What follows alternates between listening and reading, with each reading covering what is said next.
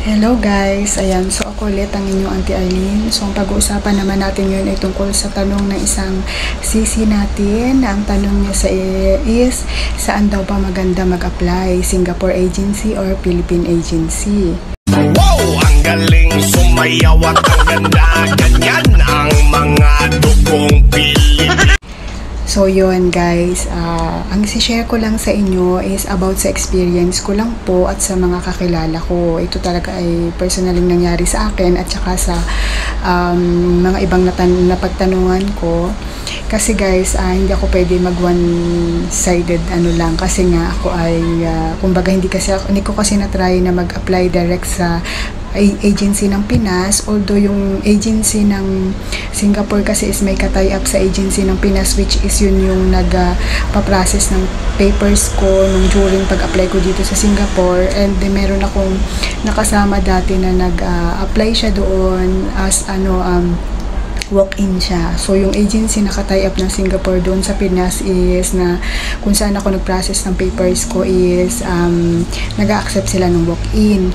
So, yun, according kasi sa kanya no, nung time na yun, nakalimutan ko na nga yung name niya kasi way back 2018 kasi yun guys. So, yung experience ko naman muna ako po kasi is direct hired ako dito sa agency ng Singapore. Hindi na po ako dumaan ng agency ng Pinas at doon ako nag-apply sa kanila. Bali, ang advantage lang po kasi talaga pagka direct hired ka dito sa Singapore, ibig sabihin, dito ka nag-apply sa kanila, hindi ka na dumaan ng agency ng Pinas para sila pa ang maghanap na employer mo. So, ang nangyari sa akin is yung agency dito sa Singapore ang nag-hired sa akin. Bali, ang nangyari nung time na yun is may kakilala kasi ako na nandito na may kaibigan ako na nag-work na dito sa Singapore nung time na yun, and pinasaan niya ako dun sa agent kasi guys, yung agent kasi na yun na may kakilala sa agency ng dito sa Singapore na nag-process ng papers ko. So, ang nangyari, yung agent na yun is nasa Pinas, pero ngayon kasi wala na ako ng contact sa kanya kasi medyo matagal na rin yun. Pero nung time ko is via WhatsApp kami, pina-download niya ako ng WhatsApp kasi ang communication ng mga agency dito sa Singapore is via WhatsApp. So, yun. So, nag-download ako ng WhatsApp. Tapos, ang ginawa niya nun sa akin is hiningi niya yung mga personal information ko, tapos siya yung nag-forward dito sa agency na Singapore, and pinapili niya ako kasi tatlo yung pwedeng pagpilian nun, newborn, kids, at saka elderly.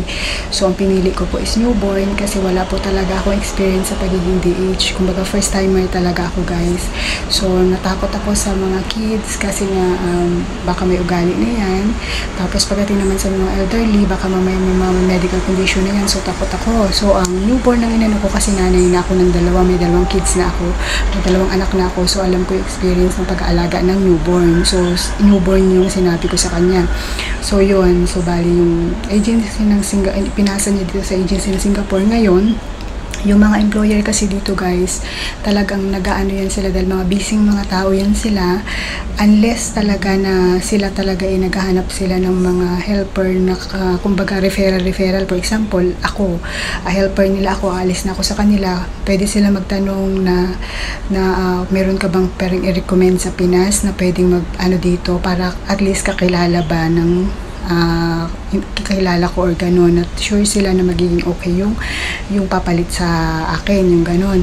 So, pero very rare yun kasi usually talaga dito talaga guys, mga busy ang mga employer, hindi na sila talaga hahanapan ng mga helper sa Pinas. Ang ginagawa nila, pumupunta sila sa mga agency dito sa Singapore na mga specialized sa mga helper or sa mga maid or sa mga DH, tapos sila yung titingin yan sila ng mga possible applicants nila or possible na maging helper nila. Tapos noon, pagka na-select ka nila based on dun sa biodata na sinend mo dun sa agency dito sa Singapore, tapos na magsiset yan sila ng ito yung gusto ko. So, pwedeng depende sa employer kung mapili sila, pwedeng tatlo or may option sila, ganun, hindi lang ikaw yung nila, parang i-interviewin nila. Kasi yung time na yun na may nag-interview sa akin is naging siya sa akin nun na tatlo kami ang pagpipilian nung time na yun.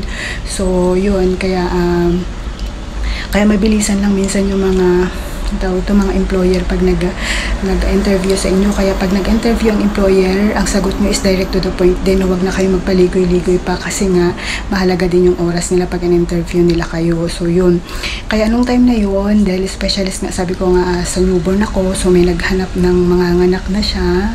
So yun, 3 kami yung pinagpilian nun at luckily ako yung nakuha nung time na yun. So ang ibig kong sabihin dito is, kumbaga ako is hinired ako ng agency dito. Tapos nung na-confirm na ako na nakuha na ako, bali guys pag direct hired ka kasi ang good thing lang yun kasi during that time na nag-apply ako is may trabaho ako. Hindi ko kaagad kinib up yung trabaho ko kasi nga sabi ko is hindi naman kumbaga makikipagsapalaran pa lang ako, hindi pa sure talaga na matatanggap ako, so hindi ko pwedeng i-give up yung work ko. So bali nag-resign ako sa work ko noon nung talagang na ako na-forward na yung na-forward na yung kontrata ko, na pinagpidos na nila ako, pinag-uwa na ako kasi sabi ng agent ko, once kasi na ganyan na yan, ibig sabihin malapit ka nang mag-flight. Pagka yun na yun, kasi malapit na sa katotohanan yun, pag nasa pidos at saka uwa ka, talagang konti na lang yung chance na ma-denied ka pa, yung ganun.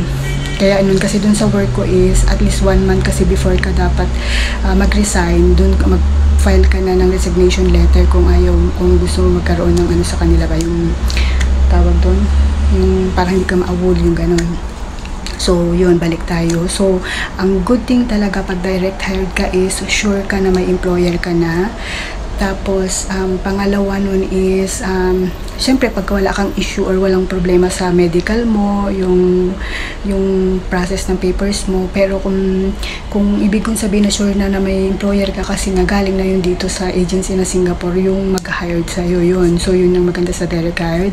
Tapos, pangalawa is, hindi ka na paggagastos pa ng extra pera. Bakit? Kasi ang pag-process sa'yo, for example, ka na ni agency ng Singapore, i-hired ka nila or mag-interview sila sa'yo, magpasa ng mga requirements mo or something via WhatsApp lang or online lang. So, hindi mo na kailangan or social media, or hindi mo na kailangan pumunta doon sa mismong ng agency para doon pa gawin yung pag-interview sa'yo. Kasi ako guys, nung time ko na in-interview ako, nag-video call kami kasi via WhatsApp.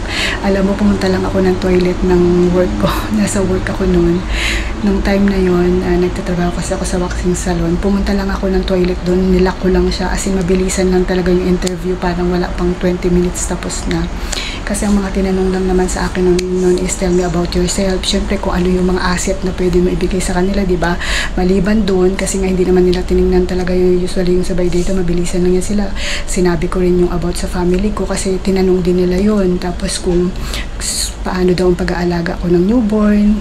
Tapos sabi nila sa akin, paano may mga anak ka, so paano yan pag ibang bansa ka, so ano maging ang tawag doon, paano yung may iwanan ko yung mga anak ko, yung mga ganun, yung mga concern sila, tapos kung makakayanan ko ba yung homesick, yung mga something ganun. So yun guys, kaya kung akong papipiliin, mas maganda po ang mag-apply kayo sa CC, mag-apply ka sa agency ng Singapore kaysa sa agency ng Pinas. Kasi pag sa agency ka ng Pinas, although wala akong against sa pag-apply nyo pag nag-walk-in kayo sa agency ng Pinas, kaso mas matagal po kasi ang process. Kasi katulad yan, magagastusan kayo kasi panay ang punta nyo ng agency tuwing may chance na magkaroon kayo ng employer. Hindi naman kasi sure yan na pag nag-interview kayo, kukunin na agad kayo. May mga option yan sila. Kumbaga, meron yan sila na hindi lang ikaw ang interviewin nila, marami din kayo. So, paano kung sa unang interview, hindi ka nila nakuha? Then, hahanapan ka na naman ng agency. Pagka meron na namang prospect employer, pupunta ka na naman sa agency. So, yung oras mo, kumbaga, yung oras mo, pera mo, tsaka kung nagtatrabaho ka pag time na yun, so masasayang talaga yung araw nyo. So yun, at saka mas maganda talaga pag dito direct hired ka dito sa Singapore kasi sure talaga yung employer mo. Yun lang guys. Pero wala akong against sa pag-walk-in ha. Kung wala kayong makilala dito sa Singapore, pwede naman kayo mag-walk-in. Ang mahalaga lang is magtiyaga lang tayo. Ang i-pursue natin is makarating dito sa Singapore. So yun guys.